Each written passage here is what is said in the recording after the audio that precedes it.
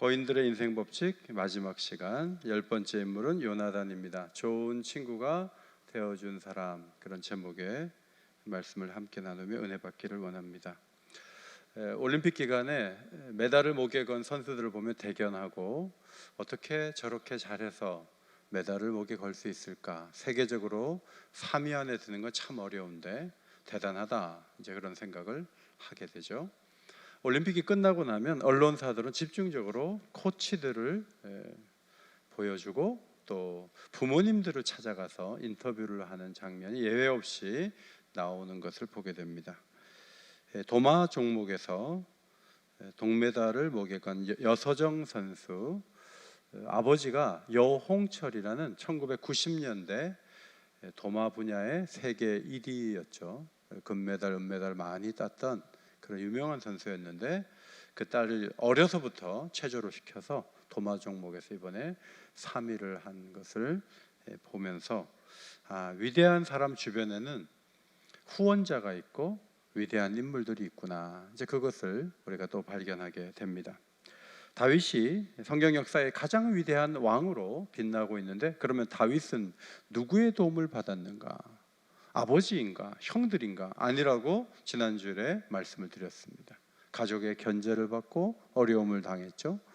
사울은 장인이 되어서 창을 던지고 고통을 주고 포위하고 계속 힘들게 했죠.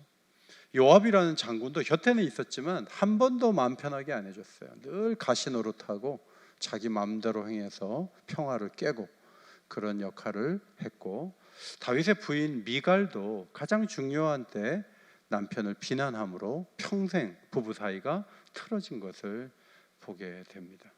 물론 하나님께서 다윗을 위대한 왕으로 세우신 것이 사실이지만, 인간적으로 다윗 주변에 누가 다윗 되게 만들었는가 했을 때 우리는 한 사람, 요나단이라는 사람을 떠올리게 됩니다. 요나단이라는 이름의 뜻은 여호와께서 주셨다, 그런 의미인데, 이제 사울이 요나단을 낳아서 하나님이 주신 아들이다 이렇게 생각해서 요나단이라고 이름을 지었겠죠. 그런데 이 요나단이 다윗의 친구가 되어서 다윗이 가장 위급하고 어려울 때 큰 심정적인 도움을 준 인물로 성경에 기록이 되어 있습니다.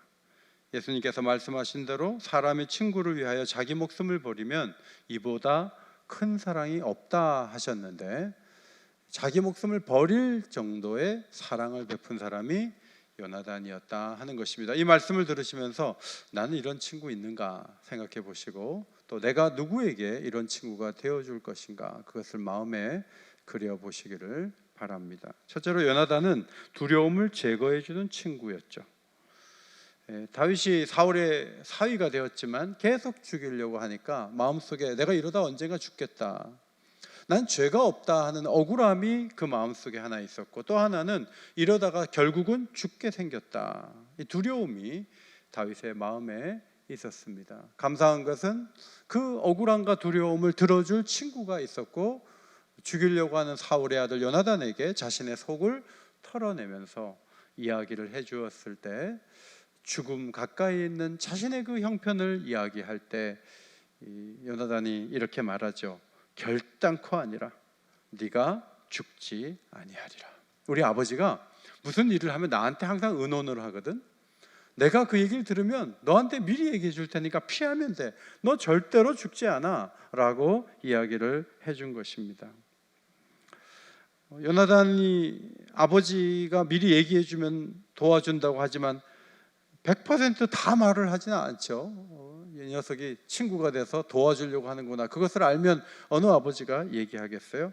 얘기 안 하죠. 그러니까 다윗이 상상하는 일은 결국 일어날 것 같아요. 그런데 아니라는 거예요. 내가 도와주겠다는 거예요. 넌 죽지 않는다고 얘기를 해줘요.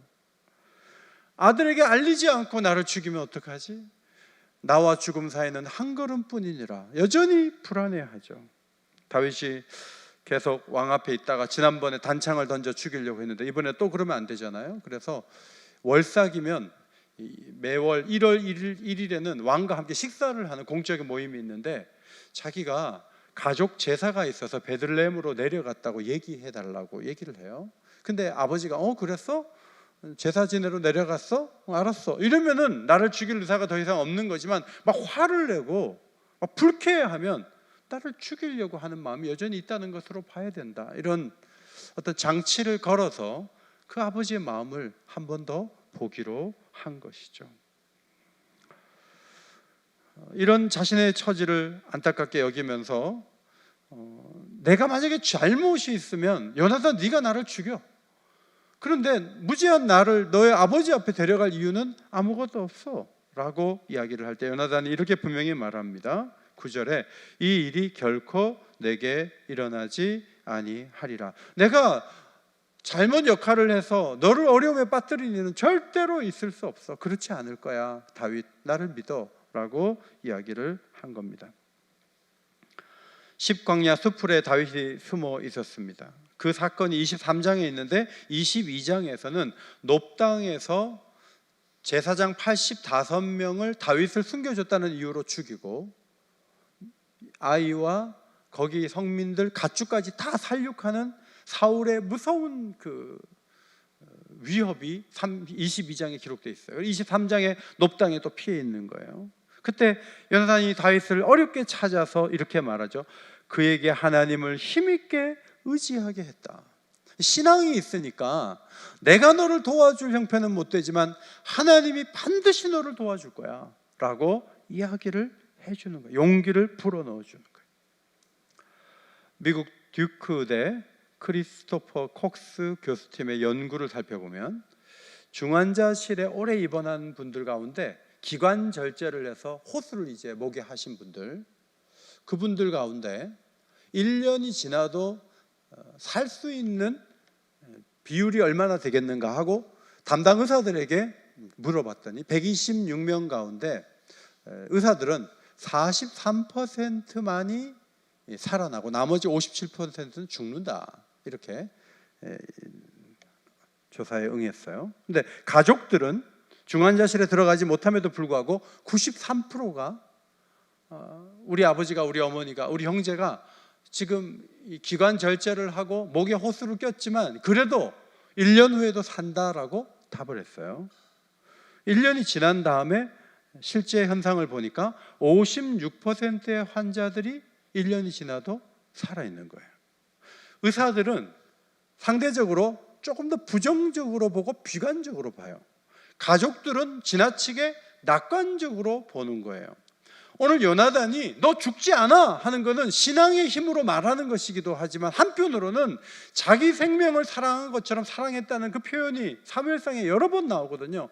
다윗은 자신의 가족이에요. 형제예요. 어려운 상황에 놓여 있어서 다윗은 내가 죽을지 몰라 할지 모르지만 넌 죽지 않아. 왜? 너와 나하고는 가족이니까. 그렇게 확실하게 이야기해 줄 수 있었던 것입니다.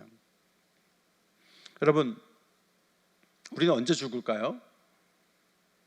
옆에 사랑하는 사람이 있으면 내가 아무리 중한 병을 앓고 있고 어려운 위기를 당해도 사랑하는 사람이 옆에 있으면 살 수 있어요. 그것이 성경이 가르치는 중요한 교훈이에요. 저희 선배 한 분이 강남에 아주 큰 2,000명 정도 되는 교회에 부임을 했어요. 굉장히 창의적이고 밝은 분이에요.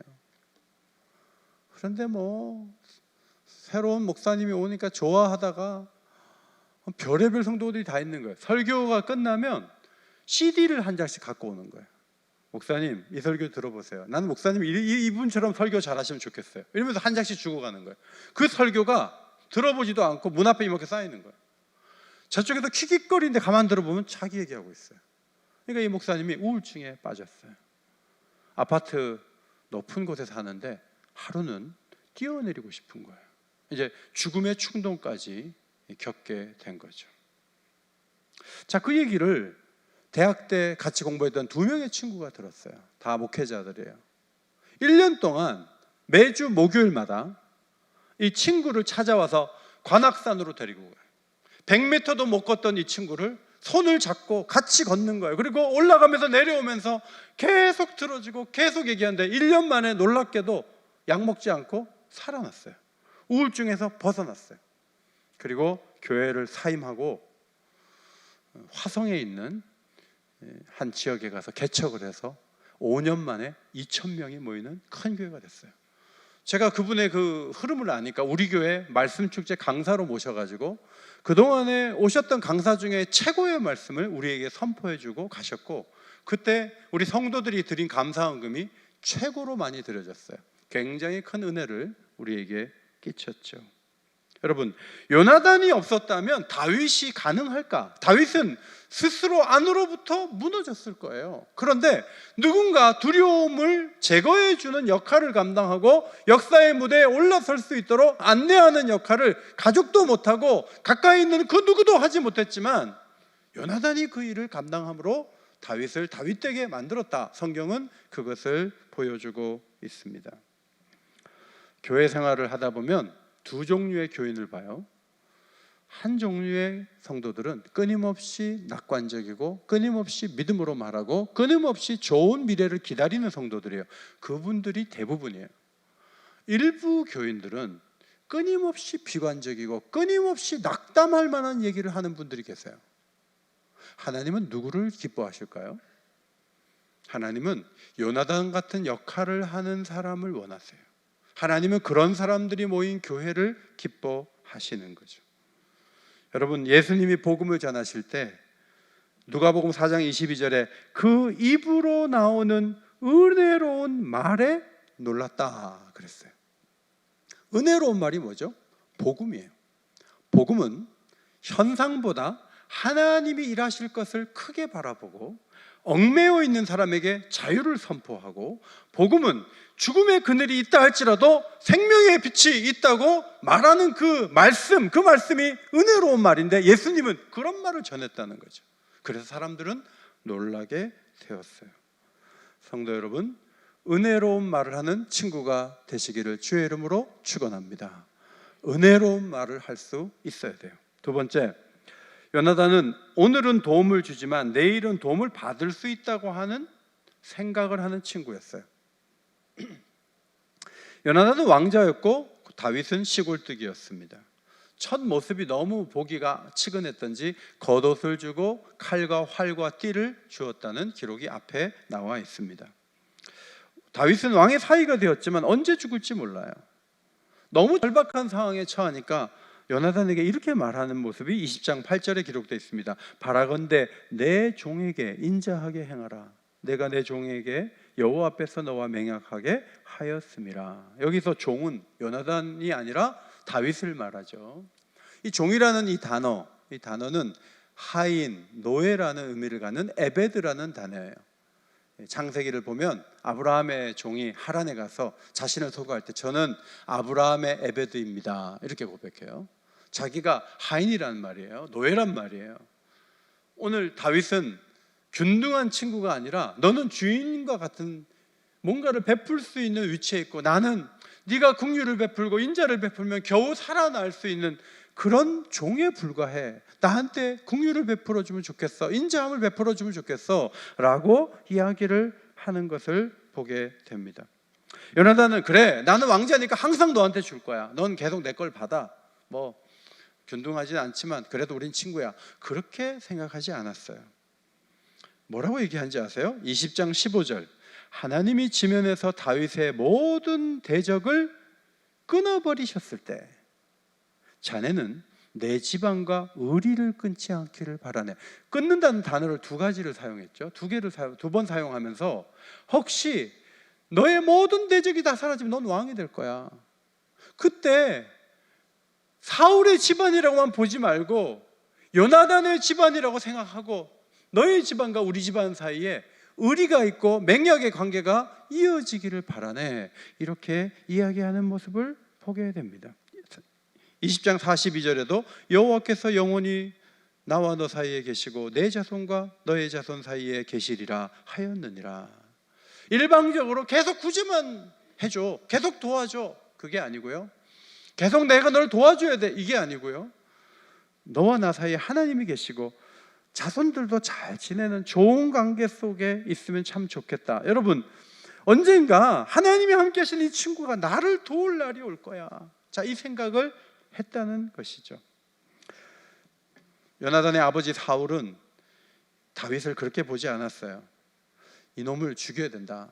이놈이 없어져야 내 아들 요나단이 왕이 되지. 이놈이 여기 있으면 절대 우리 집안이 편안하지 못하다. 이놈을 가능하면 죽여야 된다. 이런 생각을 하면서 자꾸 다윗을 숨겨주니까 요나단에게 이렇게 말하죠. 이새의 아들이 땅에 사는 동안은 너와 내 나라가 평안 든든히 서지 못하리라. 그런즉 이제 사람을 보내어 그를 내게로 끌어오라. 그는 죽어야 할지 아니라. 죽여야 된다. 적폐라는 거죠. 적폐를 청산해야 역사가 개선된다. 그 다음에 다 없애야 된다는 거죠. 여러분, 그게 얼마나 무서운 사상이에요. 공존하려고 하는 여지가 조금도 없잖아요. 상대방을 완전히 괴멸시켜야 내가 산다. 이런 이 투쟁적인 어떤 이 사고방식이 얼마나 사회를 병들게 하는가. 사울이 그런 생각을 가지고 있었어요. 그러나 요나단은 아버지와 달랐죠. 아버지, 역전현상이 일어날 수 있죠. 여러분, 발을 잘 못 쓰면 그 다음에는 이제 뭐 요양병원에 가시든지 해야 되는데, 이제 발을 못 쓰는 게 제일 큰 문제들이더라고요, 어른들이. 그런데 그걸 바라보는 젊은이는 항상 발을 잘 쓸 수 있나요? 언젠가 자신도 두 발을 잘 걷지 못해서 지팡이가 필요하고 누구의 도움을 받아야 걸을 수 있는 그날이 자기에게는 오지 않나요? 항상 젊을까요? 그렇지 않단 말이죠. 어려서 아이를 업어서 키우면서 너무 무겁다라는 생각을 하지만 언젠가 그 아버지를 아이가 없는다니까요. 그날이 와요. 저희 집이 어릴 때 참 초라한 집이었는데 그 집에 새 살던 그 초라한 집에서도 새를 살던 집이 있었어요. 아이 내 키우면서 정말 좁은 공간에 살던 그런 가정이 있었어요. 정말 몇십 년 만에 연락이 됐는데, 아니 그 자녀들이 전부 집을 다 샀어요. 그리고 너무 잘 사시는 거예요. 경제적으로는 역전현상이 확 일어난 거죠. 사람이 그럴 수 있는 거 아니에요? 요나단은 우리 집이 아버지가 지금 왕이지만 앞으로는 다윗 집이 더 잘 된다. 다윗이 더 위대한 길을 걸어간다. 다윗에게 투자하고 다윗에게 잘해주는 것이 이게 나한테도 유익하게 될 것이다. 자, 이런 생각을 했다는 것 자체가 굉장한 안목을 갖고 있다는 것을 의미해요. 요나단의 예상대로 사울의 집안이 추락하죠. 그럼 다윗의 집안은 그 영광이 영원했던가요? 그렇지 않아요. 다윗의 손자 르호보암 왕이 노인들의 자문을 버리고 아버지 이상으로 멍에를 무겁게 하겠다고 격한 말을 쏟아냈을 때 신하들이 이렇게 말했어요. 우리가 다윗과 무슨 관계가 있느냐? 이새의 아들에게서 받을 유산이 없도다. 이러면서 열지파가 떨어져 나가서 나라가 두동강 났어요. 어느 누구도 계속 올라가는 사람만 있는 건 아니에요. 언젠가 도와주지만 도움을 받을 수 있다. 이 생각을 요나단이 했다는 점에서 위대하다, 그런 말씀이에요. 베드로전서 3장 7절, 생명의 은혜를 함께 이어받을 자로 알아 귀히 여기라. 누가 누구에게 한 말이에요? 베드로가 남편들에게 한 말이에요. 연약해 보이지만 천국 가면 생명의 은혜를 함께 받을 동등한 사람이라는 거예요. 그러니까 약하다고 무시하지 마라. 귀히 여기라. 탈레반 얼마나 나빠요. 혼자 사는, 남편이 있고 혼자 사는 사람 무조건 강제로 탈레반 전사에게 주겠다는 거 아니에요? 그런 악한 행동이 어디 있어요? 생명의 은혜를 함께 이어받을 자로 알아 귀히 여기지 않으면 어떤 벌이 오죠? 기도가 막힌다. 기도가 안 되게 한다. 기도에 응답이 없다. 기도 자체가 되지 않게 한다. 그럼 기도의 문을 닫아버리신다. 왜? 약해 보인다고 함부로 하니까. 상대방이 존귀한지 모르니까 하나님이 그렇게 하신다는 거죠. 요나단의 예상이 맞았어요. 길보아산 전투에서 사울도 요나단도 형제들도 전사했어요.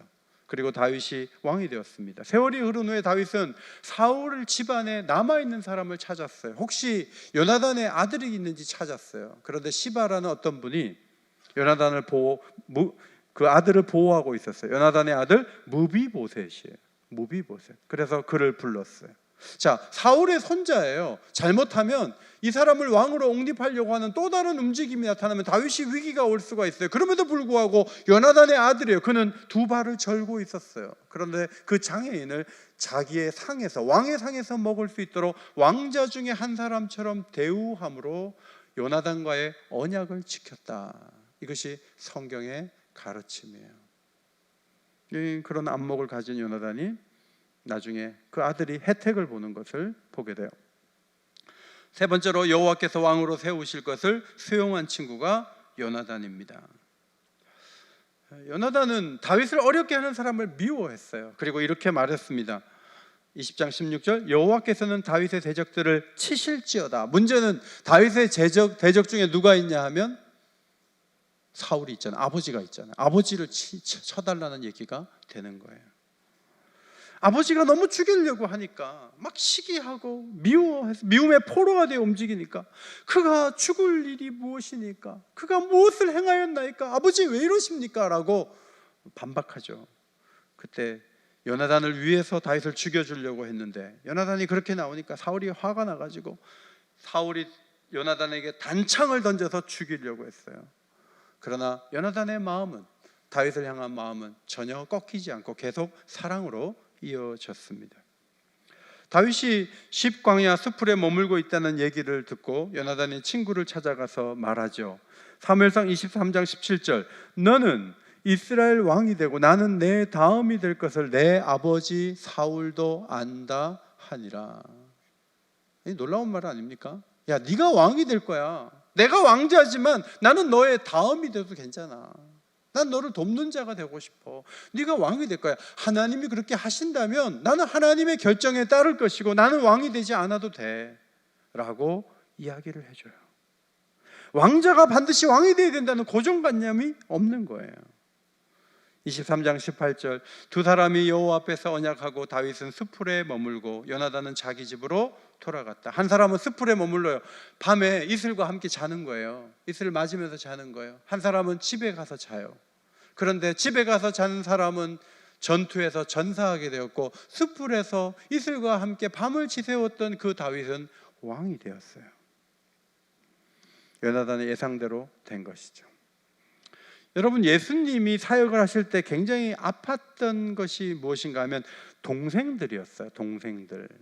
그 동생들이 뭐 길게는 20몇 년씩 형하고 같이 살았잖아요. 같이 목수일 하면서 가구도 만들고 배달도 하고 그렇게 형하고 같이 지내다가 어느 날 30이 되니까 형이 이제 밖으로 나가서 공생의 사역을 하는데 막 사람도 고치고 말씀도 전하고 사람들이 몰려들고 대단한데, 집에서는, 가정에서는 이 동생들이 형이 진짜 선지자야? 하나님 보낸 종이야? 잘 모르겠어. 이런 마음을 갖고 있다가 초막절이 다가올 때 동생들이 하나 되어서 예수님께 한 말이 이 말이에요. 스스로 나타나기를 구하면서 묻혀서 일하는 사람 없잖아요. 이 일을 행하려 하거든 자신을 세상에 나타내세요. 예루살렘에 올라가서 유명해지세요. 사람들 많은 데서 출세하세요. 왜 시골에 계세요? 초막절에 올라가서 높이 올라가려고 한 형님 의도대로 한번 그렇게 한번 해보세요 라고 얘기했는데, 이것은 예수님을 가까운 형제들도 믿지 않았기 때문에 한 말이란 말이죠. 그래서 예루살렘에 동생들이 다 올라간 다음에 예수님이 은밀하게 따로 올라가는 모습을 볼 수가 있어요. 그러면 그 동생들의 시각이 변치 않았는가? 아니요, 변했어요. 동생 가운데 한 사람이 야고보죠. 그 야고보가, 예수님 동생 야고보가 야고보서를 썼어요. 1절에 하나님과 주 예수 그리스도의 종 야고보는 흩어져 있는 12지파에게 문안하노라. 자신을 예수 그리스도의 종이라고 말하기까지 긴 세월이 필요했어요. 예수님은 기다리신 거죠. 그런데 이런 관점에서 다윗을 이미 알아보고 왕이 될 것으로 인정하고, 자, 나는 너의 다음이 돼도 괜찮아 라고 말했던 요나단의 마음은 얼마나 위대한가요? 예수님이 제자들을 향해 성령에 대해서 말씀하시면서 이런 말을 하시죠. 내가 하는 일을 그도 할 것이요 또한 그보다 큰 일도 하리니 이는 내가 아버지께로 감이라. 내가 하는 일을 그도 할 것이요 또한 그보다 큰 일도 하리니 이는 내가 아버지께로 감이라. 예수님 어떤 분이신가요? 나는 하나님의 아들이야. 제자들이 선생을 넘어설 수 있겠어? 내가 하는 일 절반만 해도 대단한 사람이야. 이렇게 말씀하셔도 너무 감사한 거예요. 그런데 예수님 말씀하셨어요. 성령을 부으시면 예수님이 하는 일을 제자들이 할 것이고 그 사람이 예수님보다 큰 일을 한다는 거예요. 예수님은 어떤 친구죠? 예수님은 나를 밟고 넘어설 수 있는 문을 열어놓으신, 자신을 밟고 넘어설 수 있는 길을 열어놓으신 위대한 친구인 것을 우리는 보게 됩니다. 여러분, 형제를 수용하시고 인정하시기를 바랍니다. 애들이 어려도 너희들은 크게 될 하나님이 놀랍게 쓰실 사람이야 라고 인정해 주는 말 한마디, 그것이 얼마나 중요한지 몰라요. 요나단은 두려움을 제거해 주는 친구였습니다. 위상의 변화를 허용하는 친구였습니다. 여호와께서 이루실 일을 수용하는 친구였습니다. 우리도 가까운 사람에게 그런 친구가 되어 주어야 하겠습니다. 저는 2박 3일 화요일 날 내려갔다 목요일 날 올라왔는데 친구 4명을 만났어요. 이번 여행은 친구들을 만나는 여행이다.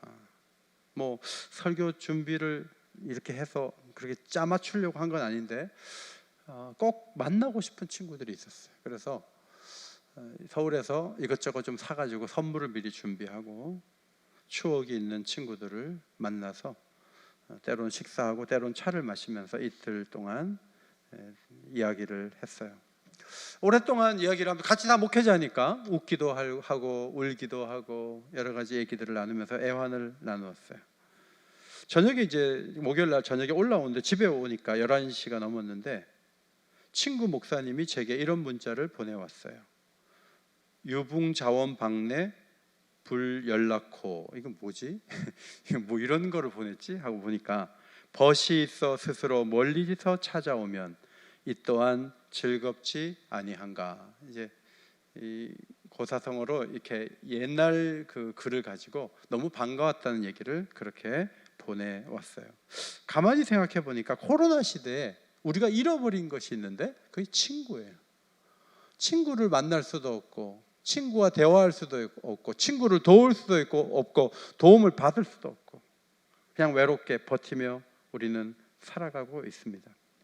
먼저 가정에서 이야기를 나누고 두려움을 제거해 주는 아버지 어머니가 되시기 바랍니다. 아이에게 절대 이렇게 말하지 마세요.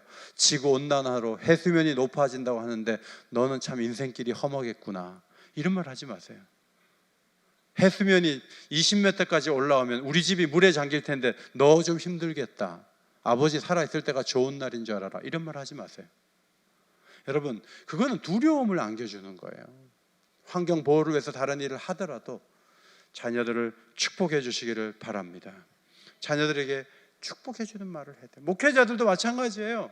후배들을 만나서 우리 때 목회하는 게 참 좋았다, 너희 때는 진짜 힘들 거다, 이렇게 말하는 목회자는 두려움을 안겨주는 선배예요. 그렇게 말하면 안 돼요.